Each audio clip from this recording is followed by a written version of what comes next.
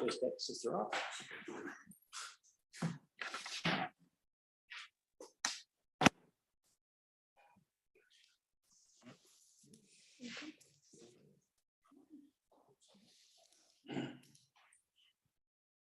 Right, welcome everybody to the first meeting of Buller District Council for 2023. Happy New Year. This is an extraordinary meeting, so a relatively short agenda item to take care of some business that we need to get done sooner rather than later.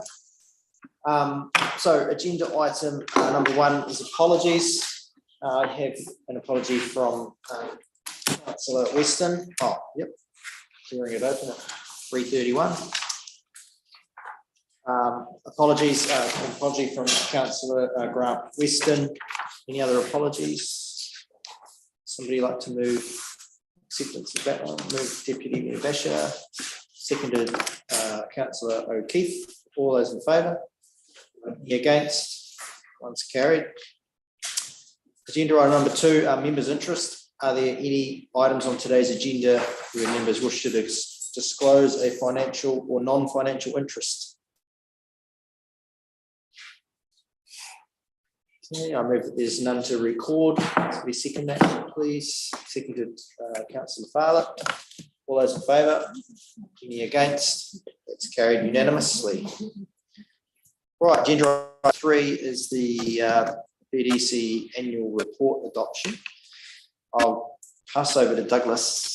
I know you've only just walked into the room. Are you ready? Yeah, we're good. Yep. So, copy of the annual report that you will be adopting here, which is in line with what we sent through to you late last night.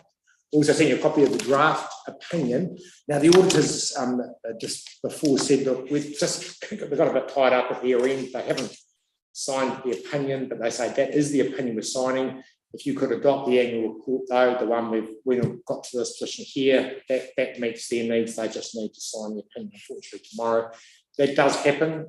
Generally, you'd see the opinion before the annual report, but I've also been in audits where the opinion is also signed the following day. It's almost a you show me yours, I'll show you yours type thing. So it's a wee bit unusual, but it's also not unexpected. So the opinion you've got is the one we will get.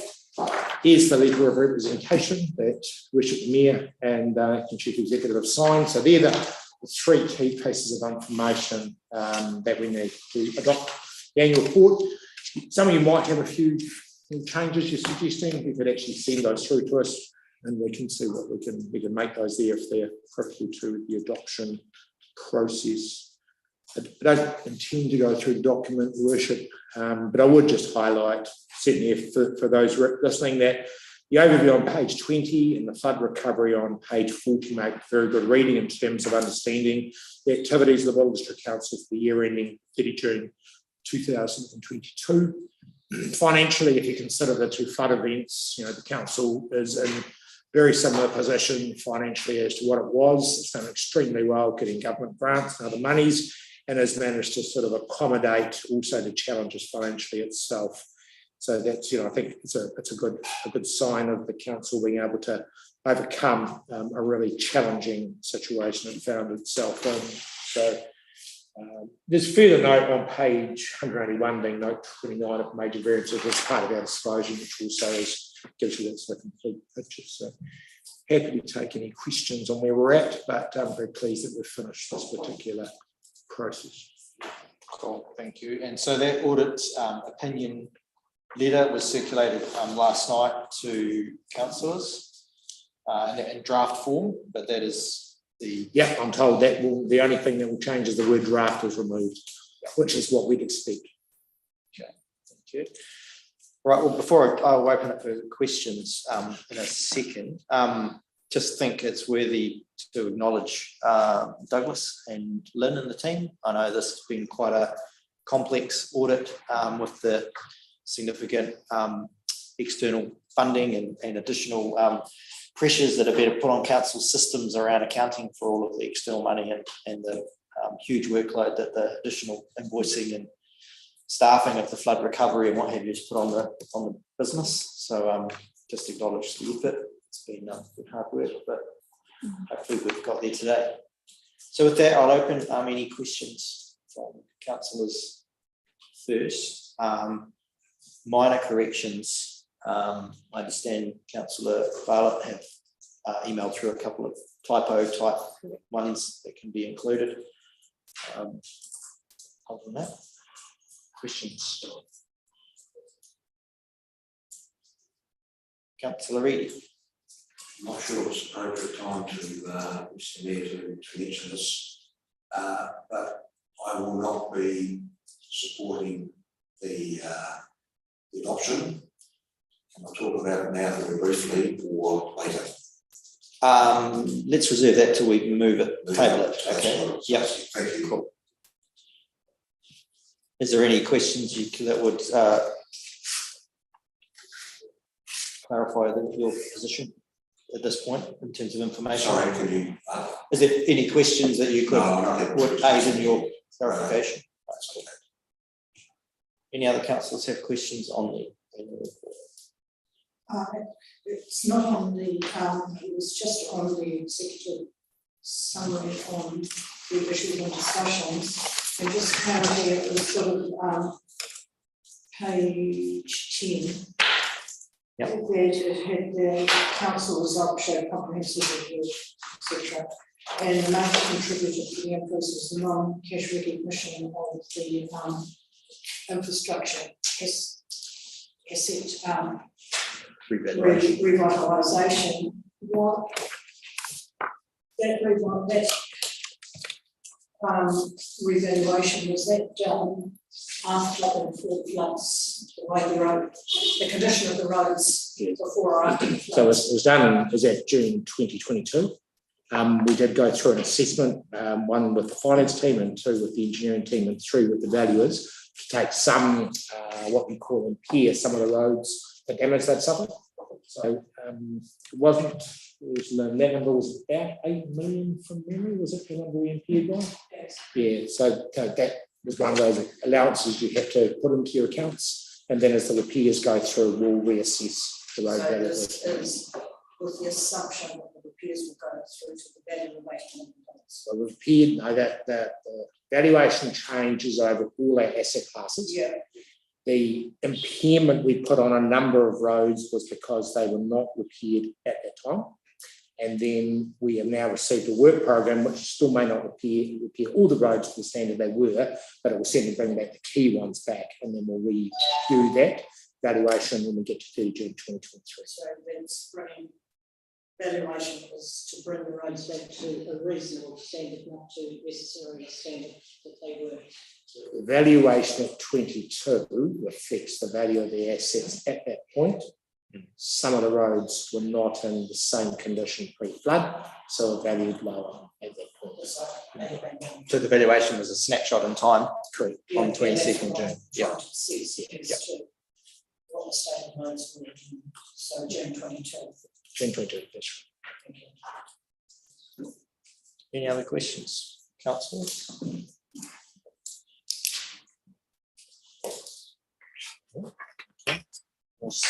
What have we got? 2 recommendations. Is there anybody wish to move those?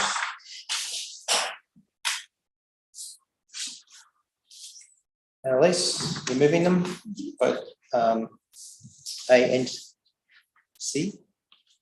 Seconded. We'll leave it as it is. It doesn't really matter. It's as written. Seconded to Councillor Howard. I'll open the matter for discussion. Do you want to speak to it as it opens? Closing, reserved for closing. Cool. Seconder, do you want to speak now or? Okay, cool. Right, open the table resolution for discussion. Councillor Reid. Thank you, Steve. What I'm about to say is, I'll go through it very quickly. It's no reflection upon staff, finance staff. It's no reflection upon EY or EY staff. The auditors can come to order, and finance people will aware of this. There's a number of processes they follow. 3 of the major ones are sampling, so they cannot test everything. The second process is materiality. Once again, they can't test every transaction. And the third one is assurances from staff, among others. Now, I'm going to call it balance sheet or another statement of financial position. I also know it's called financial position. I'm going to add SFP, so I'll use the terms interchangeably. I believe the SFP at the moment is overstated. My reasons for that are numerous. To begin with, and it's coming back to board, is the $105,000 revitalisation fund, which was loan funded back in May, approved for loan funding back in May under the then FRAC committee.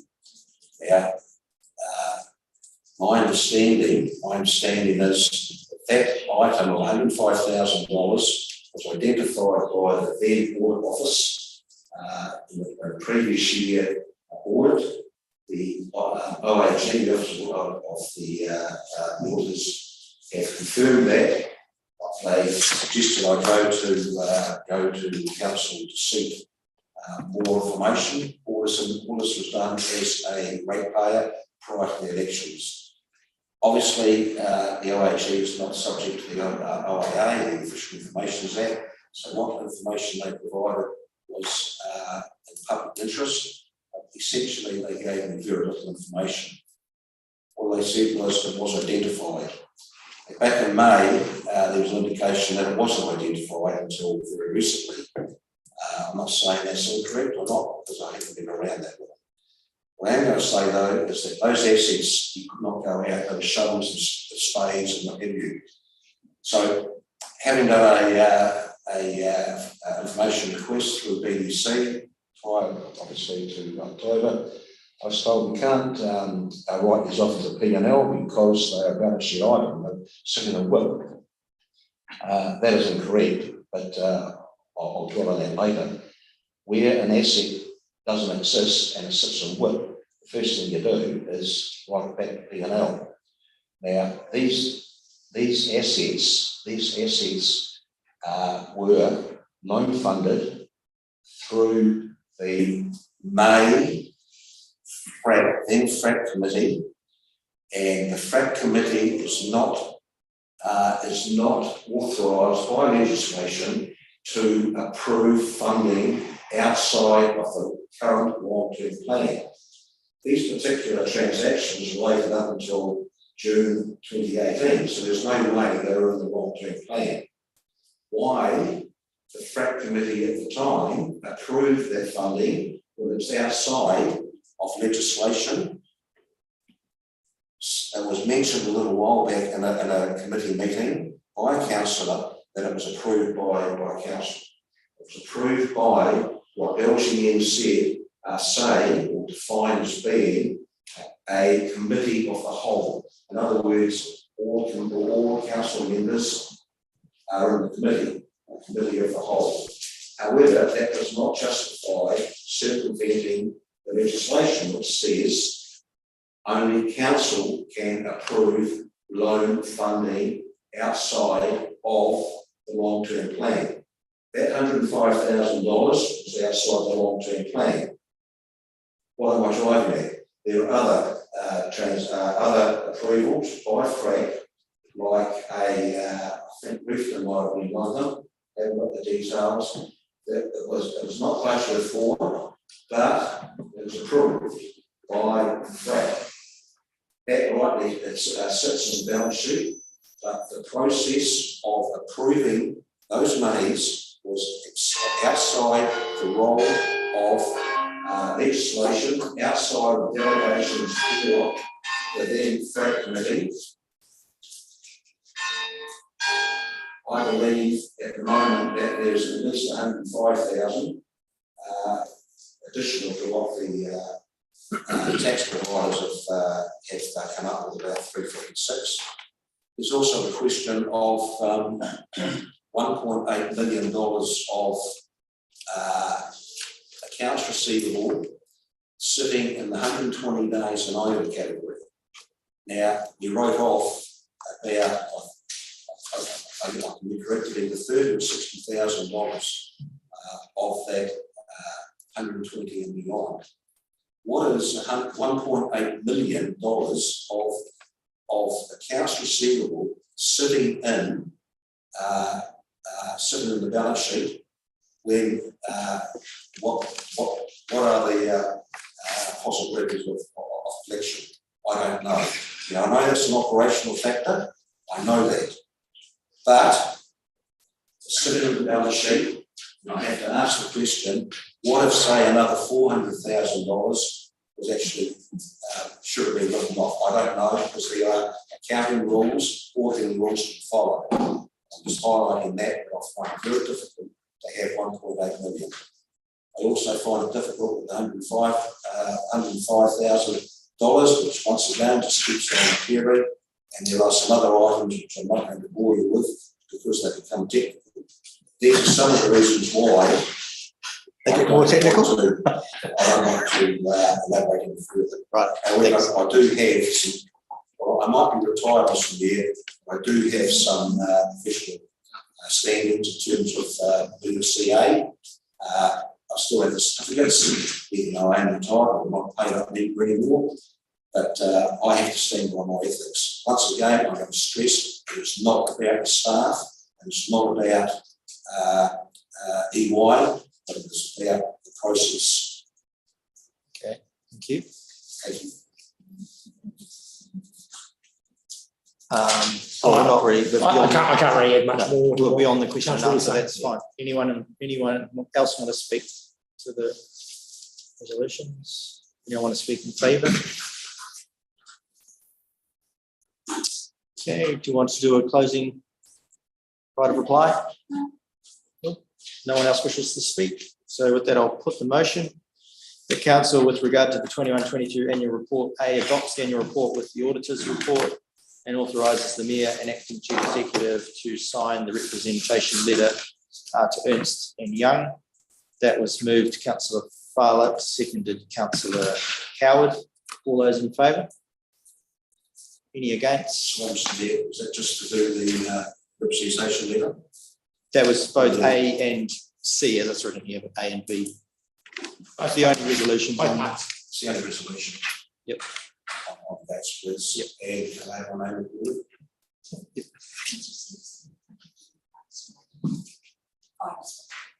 Thank you. Okay, so the motion is carried. Thank you. Right, agenda item number 4 is another quite technical paper of the proposed submission on central government reform. Is sorry, these glasses. I'll look to Sean if he wants to add anything to it. Again, largely this submission is a joint effort with West Coast Councils put together by the team at West Coast Regional Council. That's your intro. Yeah, that's pretty much all I was going to add. Yep. The West Coast Regional Council has certainly done the heavy lifting on this really important piece of work, which is great because it is an important piece of work and a large piece of work. The operational staff have been assisting them. It is obviously a draft form. I'm really keen to accept or get an understanding of your feedback as well. So what is before you could change slightly, but again, not fundamentally. It's a pretty involved document, and also I'd say if you've read it, and you'll know as much as I do, or even maybe slightly more of what is a very technical piece of legislation coming through, because there's a lot of detail that we're yet to see. One of the big things that flags for us in any substantial change like that is the training. This is quite a big deal, the training in BDC and staff, the changes that we'll have to make to our processes. So, one of the fundamental first ticket items we'll be looking for is how central government would support a small district council in changing to this new process because it is so vast. But so I guess I'll throw it over for some questions, although again, I'm not trying to be an expert on this yet, or potentially ever. It is quite detailed. That was the reason we asked for any technical questions in advance, because you likely run them via the authors of the report. So with that, so there's also the other ones around the Lagoima and sales of live alcohol. Do you want to deal with them separately? Okay, so we'll deal with the RMA one first. Any questions on the RMA one? Councillor Reedy. Mr. Mayor, I have to acknowledge that as Sean has explained, very technical. I'm being gutted. I'm not into that sort of thing. I skim read it. I have to acknowledge that I skim read it. I've got an overview of it, but I think I'll speak to it. Sure, Mr. Mayor. I just want to acknowledge that the paper's there. I fully support it, but I can't say that I fully understand it. Cool. Councillor Sampson. I just see in the current matter that's been added that initially it was, the regional council and Concord district. But in the request for oral submission, it's just got regional council. Will it be changed that if anything comes up throughout, the submission that relates that we have more input, that the district council can speak orally to it, because at this stage it's only saying regional council. So as a co-signatory, will that give us speaking rights if we want to? I believe, because we will be a co-signature of the submission before we. Yeah, it's just got the request for oral, it's only got East Coast regional. It's a very good pick-up point. Normally the way this would work, you would get one speaking rights slot per submission. But what I have seen happen before is allowance be made where there is a combined submission, say perhaps a little bit of additional time, or perhaps if two parties sit there and present to the submissions. I think it would be a good pick-up to suggest that the submitters wish to speak as opposed to the regional council wishes to speak. I realise that it's very good point. hard yards, but it could be just a key point somewhere there that we have more information that we'd like to see. So words to the effect we reserve our right to contribute. Yeah, we can definitely do that, and it's certainly the intent of the regional council. They wanted to hear from us. They're really happy that this process is happening, and look forward for the feedback that may come. So, but good clarification. Sure. Any other questions, comments on the RMA one? Councillor Naylor. Thanks, Mr. Mayor. Stand to be corrected, but what I understand with the new London district plan is that that'll stay in place for at least 10 years before these changes to the RMA will have to take effect.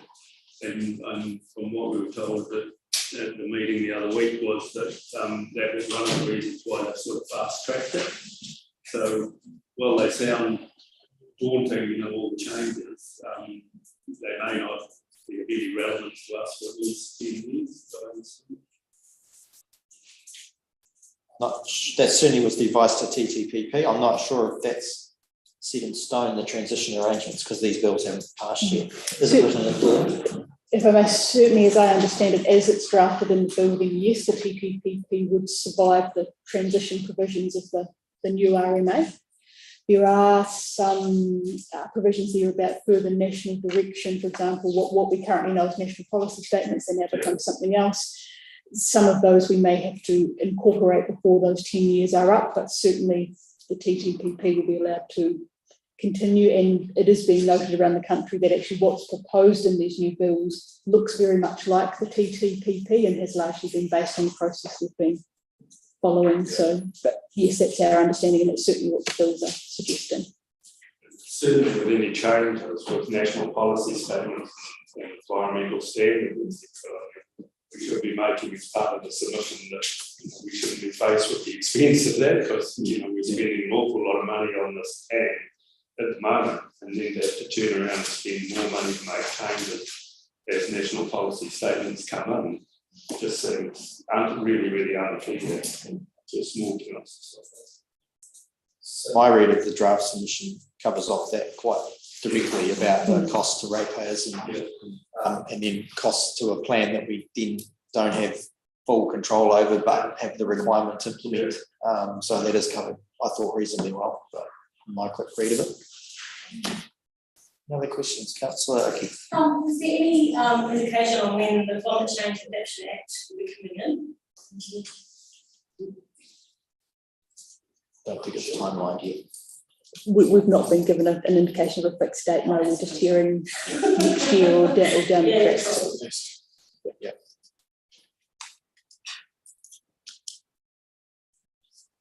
Councillor Howard. I'd just like to commend the regional council staff. I think they've picked up some of the key points, definitely around things like definitions and player words. I've had the opportunity to read a few other groups' submissions, and certainly their interpretation of some of the words are quite different from the regional council. So it's obviously opens to a lot of conflict. It's definitely a key point, as well as the cost. Okay, so we'll deal with number one first. So this is that council endorses Buller District Council's inclusion in the West Coast Joint West Coast Council submission on the National Built Environment Bill and the Spatial Planning Bill. I'll move that way. Seconded for that one. Seconded, Deputy Mayor Asher. Any further discussion on that? All those in favour? Any against? That's carried unanimously. Right, the second part of this paper talks about the other submissions required an opportunity to provide submissions on the Local Government Official Information Meetings Amendment Bill and the Sale and Supply of Alcohol Community Participation Amendment Bill. Again, these ones have been considered quite operational, but I will look to Rachel to talk us through them. Thank you, Mr. Mayor. So yes, as pointed out, these are really touching on some operational matters of council as opposed to broader policy senses of council. There has been a shortened time frame on getting submissions through on these, but given that they do touch on some of our day-to-day aspects and interactions with the public, we think it is important that, again, council gets in and has that opportunity to have its voice heard on these two issues. To sum them up very briefly, the suggested changes to the Local Government Official Information and Meetings Act relate to Land Information Memoranda, or LIMs as people tend to know them, and it's really about clarifying the provisions around natural hazard information when people do request a LIM. Obviously, this is something that is of real interest and quite important to us here in Buller, given the nature of our district. It's also been an area that has been vexed for councils for a number of years, and we've seen a lot of legal challenge to councils providing LIMs. It almost has been a situation of you're in trouble if you do and you're in trouble if you don't. So anything that gives us greater clarity in performing that regulatory function, we would be very supportive of, as well as also supporting greater provision of natural hazard information, because it helps with some of the resilience work that we've been talking about around helping people to make informed decisions about where growth and development, etc., happen. So we are keen to have the opportunity to get involved in and make a submission on that.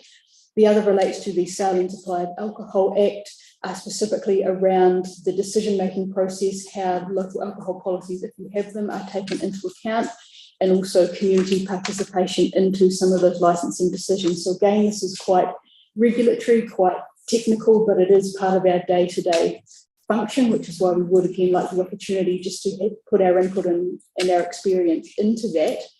Given the timing and the fact that we've had to focus on some slightly higher priority issues like the RMA submission, Three Waters Reform submission, the annual report, unfortunately we haven't had a chance to present a proposed draft to you today on these two bills.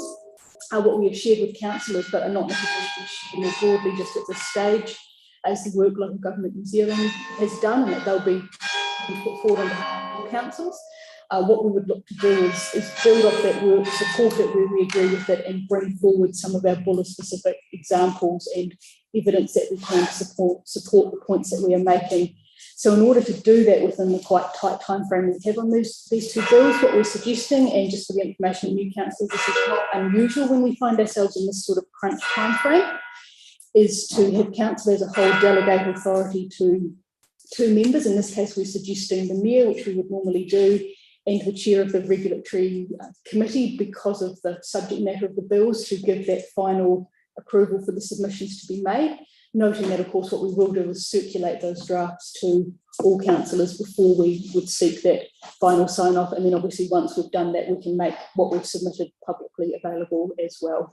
It's simply what we need to do to meet the time frame of that submission process. Questions? Councillor Sampson. Just page 202, draft submissions can be circulated. You said you will. Could you just change that to will to make sure that it does happen rather than can, may not? Can, it might happen or it might not. So it will be helpful if we do, like you say, we will get it. Take it as a can. I think it's not in the resolution, but take it as a will, not take it as a can. Okay, Councillor Howard. Just the local alcohol, the policy of reviewing. I think the local government New Zealand stance is very, very good. I particularly like the more community involvement in the process. It's been a bit of a barrier in the past. You've got to show a significant interest, which just being a member of the public is not that bar. And also they bring up the ease of being able to attend a hearing, so you'll be able to do it remotely. There's definitely been some people that want to express their views that have been barred in the past, so it'd be great if that's carried forward and emphasised maybe with examples.